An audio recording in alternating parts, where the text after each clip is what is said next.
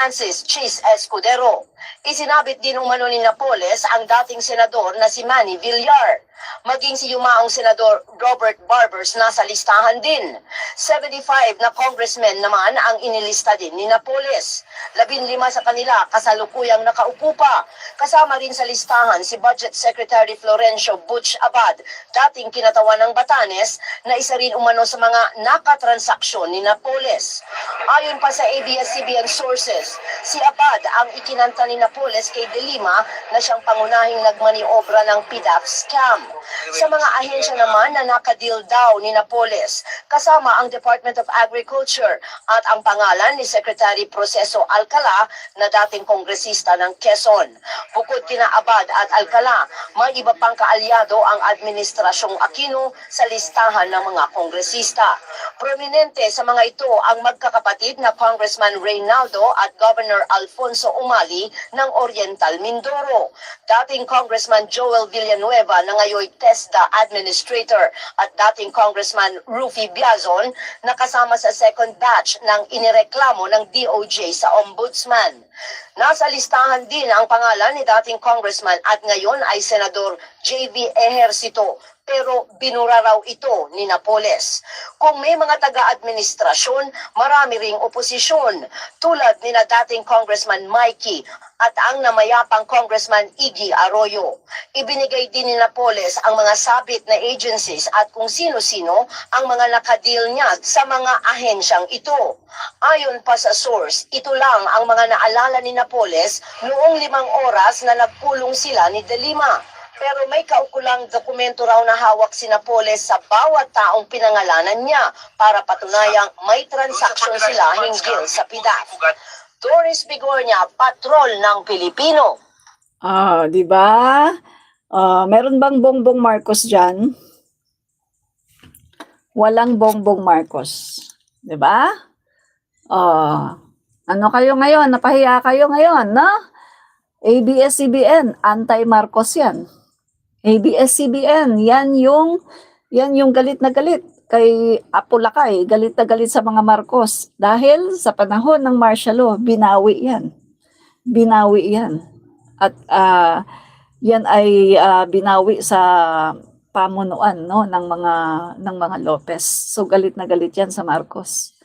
Pero tingnan mo naman, walang Marcos. Walang Bongbong Marcos. Ang daming na-involved na senador, ang daming na-involved na kongresista, pero walang Bongbong Marcos. Ano ngayon yan?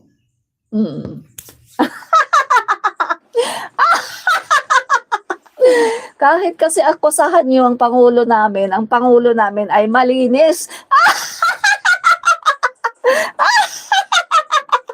Malinis ang aming Pangulo. Kaya wala kayong magagawa. Malinis ang Pangulo namin. Hindi nyo yan, kahit akusahan nyo ng akusahan, wala kayong makikita. Kita mo, kaya saan nagre-resort ngayon ng mga DDS? Bangag, bangag, bangag. Yun na lang ang kaya nyo.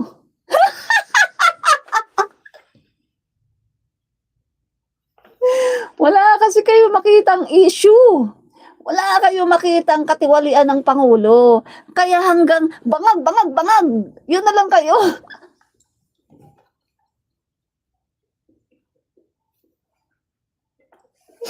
Di ba? Ayan na naman. 20 minutes pa lang ako dito. 20 minutes pa lang ako nagla-live. Naha-high blood na agad sa akin ang mga DDS.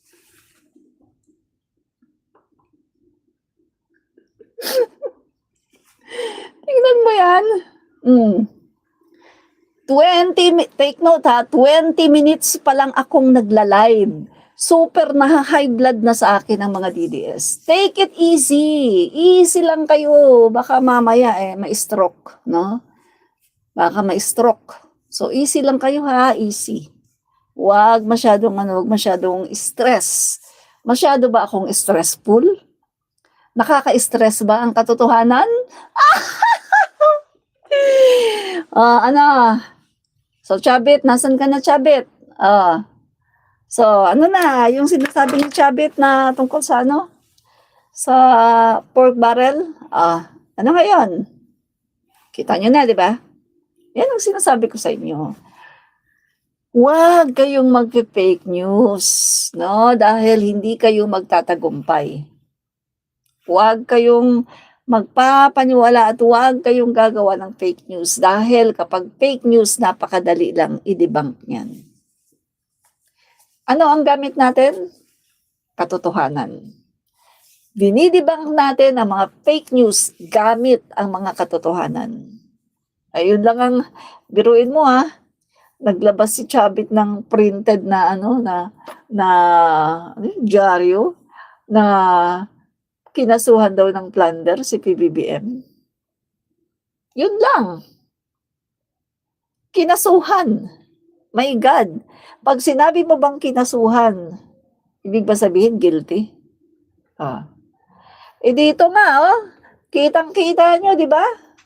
Kitang-kita nyo sa video na pinakita ko. Yung mga kinanta ni Napoles, walang Bongbong Marcos na pangalan. Walang Bongbong Marcos. Ang daming senador, ang daming congressman, pero walang Bongbong Marcos. Wait lang nga, may kumakatok.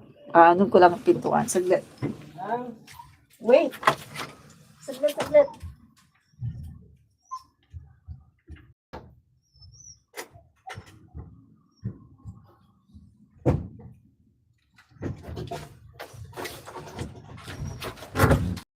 Yan, okay.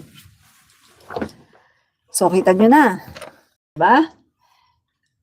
Nakita nyo naman, diba? Yung pinakita ko na video. Gusto nyo bang ipakita ko sa inyo ulit? Sige, pakita natin ulit ha. Para doon sa mga ngayon lang dumating. Pakita ulit natin. Ito yung video, no? Okay. Tingnan nyo ha. Tingnan nyo maigi. Nakakuha rin po ng ABS-CBN News ang listahan ni Janet Napoles na ibinigay po naman kay kalihim Leila de Lima ng DOJ. Kasama pa sa listahan ang 11 incumbent at dating senador, 3 kalihim ng gabinete at 75 kongresista. Exclusive, nagpapatrol, Doris Bigonia. Ito ang listahan na ibinigay ni Janet Lim Napoles kay Justice Secretary Leila de Lima nang bumisita ang kalihim kay Napoles sa ospital ng Makati noong April 21. Nakuha ito ng ABS-CBN mula sa mga mapagkakatiwalaang sources. Makinig. Sa mga senador na nakinabang umano sa PDAF, nangunguna ang 3 pinakakasuhan na ng Ombudsman, sina Ramon Bong Revilla Jr., Jinggoy Estrada at Juan Ponce Enrile. Nasa listahan din ang ilang incumbent senators, sina Tito Soto, Loren Legarda, Coco Pimentel, Alan Peter Cayetano, Gringo Honasan at Francis Chis Escudero. Isinabit din umano ni Napoles ang dating senador na si Manny Villar. Maging si yumaong senador Robert Barbers nasa listahan din. 75 na congressmen naman ang inilista din ni Napoles. 15 sa kanila kasalukuyang nakaupo pa. Kasama rin sa listahan si Budget Secretary Florencio Butch Abad, dating kinatawan ng Batanes, na isa rin umano sa mga nakatransaksyon ni Napoles.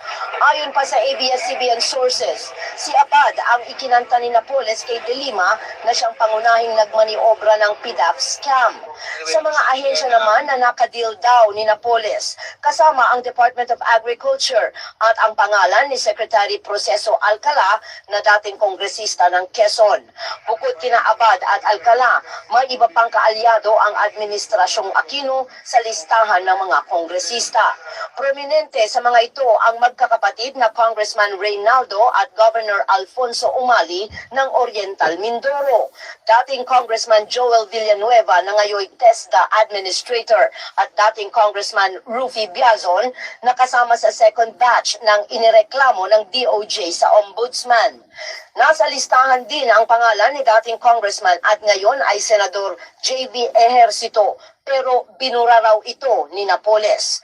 Kung may mga taga-administrasyon, marami ring oposisyon, tulad ni na dating Congressman Mikey at ang namayapang Congressman Iggy Arroyo. Ibinigay din ni Napoles ang mga sabit na agencies at kung sino-sino ang mga nakadeal niya sa mga ahensyang ito. Ayon pa sa source, ito lang ang mga naalala ni Napoles noong 5 oras na nagpulong sila ni De Lima. Pero may kaukulang dokumento raw na hawak si Napoles sa bawat taong pinangalanan niya para patunayang may transaksyon sila hinggil sa PDAF. Doris Bigornia, patrol ng Pilipino. Okay. Nasaan dyan ang Bongbong Marcos? Nasaan ang Bongbong Marcos dyan? Wala. Oh. Ang magtataka ka lang dito, no? Ang mga nakulong Jinggoy, Ramon Revilla, Enrile, nakulong din. Magtataka ka lang, ha? Kasi ang daming mga kaalyado ni Pinoy sabit pero hindi nakulong. Ang ikinulong lang yung hindi nila kaalyado. Jinggoy, Bong Revilla, Enrile, yung mga hindi nila kaalyado, yun lang ang kinulong. Pero yung mga kaalyado nila, hindi nakulong. Katulad na lang ni Cayetano. Diba? Kasi Pinoy time yan eh. Yung mga hindi nila kaalyado, yan talagang ipipin down nila. Kaya nakakatawa na itong si Chavit Singson, idadamay si PBBM. Siguradong-sigurado, kung si PBBM sangkot dyan, ay kulong talaga yan. Kulong yan dahil Marcos yan eh. Aquino ang presidente, anti-Marcos. At konting-konti lang ang inaantay ni Pinoy na magkamali si PBBM para ipakulong niya. At para hindi makabalik ang Marcos. Pero bakit wala? Kasi nga, hindi naman kasama si PBBM sa listahan ni Napoles. Remember, nung tumakbo si PBBM as Vice President ng Pilipinas, tapos kalaban niya si Cayetano. Diba doon sa speech ni Cayetano, yung nagdidebate sila, diba sabi niya, kaibigan mo si Napoles kaya hindi ka isinama sa ano. Pero, mga guys, ang sabi nga ni PBBM, yun lang, inaakusahan siya na kaibigan daw siya ni Napoles, ang sabi ni Cayetano, kaya daw hindi daw inilagay sa listahan. Pero guys, hindi naman po pwedeng 40 kaibigan ay hindi mo mailalagay sa listahan, di ba? Dahil yung mga pork barrel na yan ay may mga data yan. At may mga nakalista yan. So, kapag yan ay inimbestigahan, makikita kung sino yung mga tao na involved. Di ba? Kaya nakakatawa, di ba, na idadamay si PBBM. Itong si Chavit Singson, alam naman natin kung saan siya nanggagaling eh. Kaya siya naging anti-Marcos. Kasi nga, hindi napaboran ang kanyang gusto. Diba? Hindi napaboran yung kanyang hinihiling kay PBBM. Akala niya kasi, mga kaibigan, si PBBM ay katulad ni Duterte. Na kapag may tumulong sa kanya, no, si Duterte, kapag may tumutulong sa kanya, ay pinapaboran niya kapag siya ay naging presidente. Hindi po ganyan si PBBM. Iba ang aming Pangulo. Dahil mas pinipili ng aming Pangulo ang bayan. Bayan muna, ang mga Pilipino muna, ang interes muna ng mga Pilipino bago ang lahat. Hindi niya alintana meron kang pabor na binigay ng eleksyon. Walang ganyan kay PBBM. Lahat para sa Pangulo nating Bongbong Marcos, lahat ay dapat na maging pantay-pantay, no? At dapat unahin muna ang interes ng bayan at ng mga Pilipino. Yun po mga kaibigan, no? Kaya ito guys, malinaw na itong ginawa po ngayon ni Chavit Singson ay isang pagsira, no, kay PBBM, pero hindi po siya magtatagumpay dahil ang ating Pangulo, mga kaibigan, ay mabuting Pangulo. At kaya tayo ngayon nagkakaroon ng malawak na pananaw, malawak na kamulatan patungkol sa mga korupsyon na nangyari sa flood control projects